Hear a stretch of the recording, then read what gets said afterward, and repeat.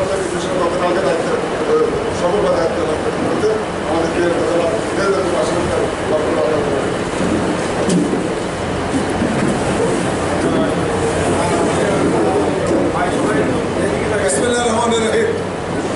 উপস্থিত আমার প্রিয় নেতৃবৃন্দ, উপস্থিত প্রিয় সাংবাদিক বন্ধুরা, আসসালামু আলাইকুম। সোনারা ইউনিয়নে বামুনিয়া পালবনায় একটি অনাকাঙ্ক্ষিত ঘটনা ঘটেছে 5 তারিখ। সেটি বাংলাদেশের বহু প্রচলিত দৈনিক প্রথম আলো অনলাইন সংস্করণে ওটি বেরিয়েছে। তো সংবাদটি যথাযথই প্রকাশ করেছেন। আমরা আজকে সেখানে গিয়েছিলাম। আমার সাবেক এমপি চেয়ারম্যান ছিলেন, আমাদের অ্যাডভোকেট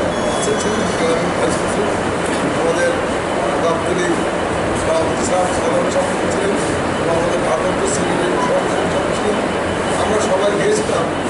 তো আমরা তাদের সাথে আলোচনা করছি এবং এটি আমাদের বিএনপির ভারপ্রাপ্ত চেয়ারম্যান দেশনায়ক তারেক রহমানের দৃষ্টি এখানে আকর্ষিত হয়েছে। উনি বলেছেন যে আমার নির্বাচন এলাকায় কী ঘটনা ঘটেছে এটি আমরা একটু তদন্তপূর্ব আমরা আমাকে জানাবো। সেটি হলো 5 তারিখে সন্ধ্যার পরে কিছু সংখ্যক দুষ্কৃতিকারী সুযোগ সন্ধানীরা এরা নওপাড়াতে কয়েকটি গাড়িতে হামলা করেছেন, ভাঙচুর করেছেন, গরু লুট করে নিয়ে গেছেন এবং তারা বলেছে তাদের কিছু অলঙ্কার এবং টাকা পয়সা নিয়ে গেছে এবং কিছু ঘরের ফলাতে আগুন দিয়েছে। এই নিউজটা তারা করেছেন এবং আমরা সেটি তখন করার জন্য গিয়েছিলাম, নিজের সাথে কারো দেখি এবং কেন এই ঘটনাটা ঘটেছে এটাই আমরা জানতে আমরা গিয়েছিলাম সেখানে। এবং পাশাপাশি আরেকটি নিউজ যেটি সেটি হলো ওই ঘটনার পর থেকেই আমাদের ওখানকার যারা দলীয় নেতাকর্মী রয়েছে, বিএনপি সভাপতি সেক্রেটারি এলাকার বিএনপি এবং সভাপতি সমিতি যারা ছিলেন তারা ওই সবাই থেকে তারা এখন মতো হারা দিচ্ছে তারা এবং তাদের ইতিমধ্যে হারিয়ে যাওয়া 3টি গরু তারা উদ্ধার করে দিয়েছে। এবং আমাদের এমপি সাহেব গিয়েছিলেন, উনি তাদের সাথে কথা বলেছেন, তাদের কিছু আর্থিক সহযোগিতা করেছেন। আমাদের গাবতলী সভাপতি সাহেব গিয়েছিলেন, তারাও কিছু আর্থিক সহযোগিতা করেছেন।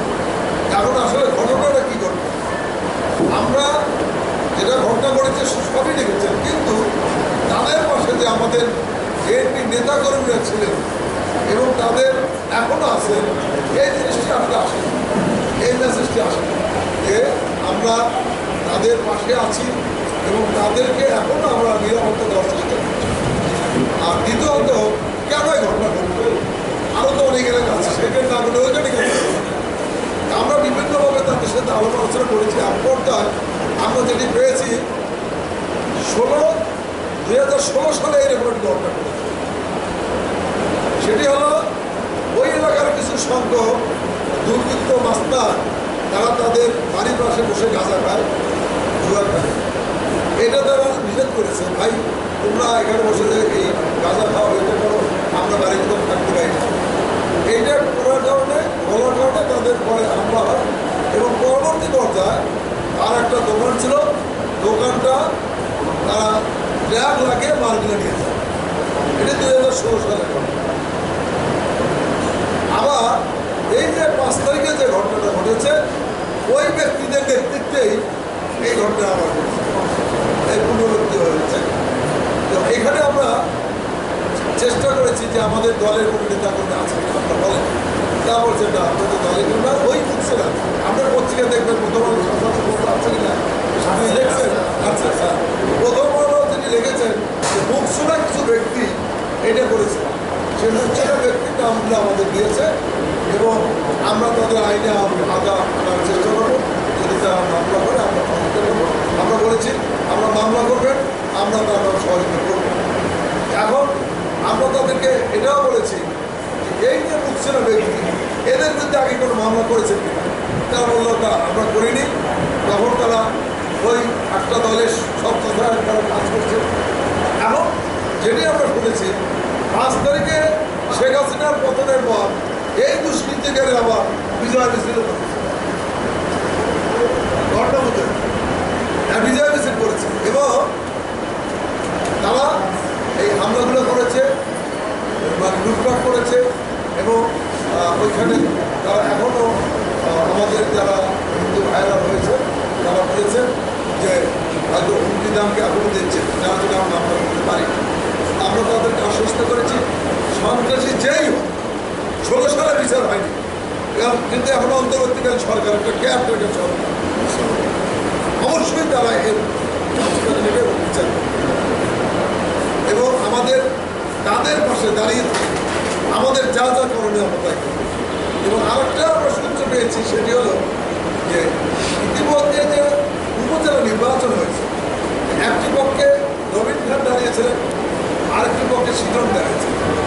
শীতল যেহেতু একটি হিন্দু কমিউনিটির লোক, এখানে একটু কিছু আঁকাগোটো কোনো ঘটনা মানে কি হতে পারে, কিন্তু এটা বাইরের থেকে শুনেছি, কিন্তু ওইটা তারা ওইভাবে আমাদেরকে প্রকাশ করেনি। এটি এই জিনিসগুলো আমরা আপনাদের মাধ্যমে জানাতে চাই সবাইকে। এই যে আপনারা সংবাদ পরিবেশন করছেন এবং সংবাদ পরিবেশনের মাধ্যমে এই যে সন্ত্রাসীরা চিহ্নিত হচ্ছে কিছু কিছু জায়গায় এবং আমরা কিছু পদক্ষেপ নিতে পারছি, সেজন্য আপনাদেরকে আন্তরিক ধন্যবাদ জানাচ্ছি। এবং এই সংবাদগুলো আমরা যাতায়াত করতেই পারি, মানে সংবাদতন্ত্র একটা জবাবদিহির জায়গা, এটা করতে হবে।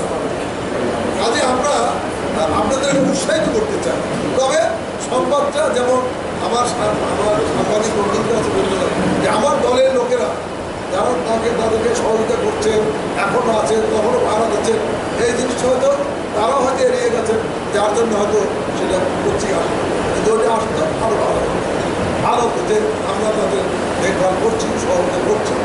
তো আমরা ইতিমধ্যে কিছু নাম আমাদেরকে দিয়েছেন, আমরা সে ব্যাপারে আমাদের জেলা পুলিশ প্রশাসনের সাথে আলাপ করবো যে এদের আইনগত কী ব্যবস্থা নেওয়া যায়। হয়তো তারা ভয় হয়তো মামলা নাও করতে পারে, আমার কাছে যেতে বলে আমরা তারপরও আশ্বস্ত করেছি যে মামলা করুন,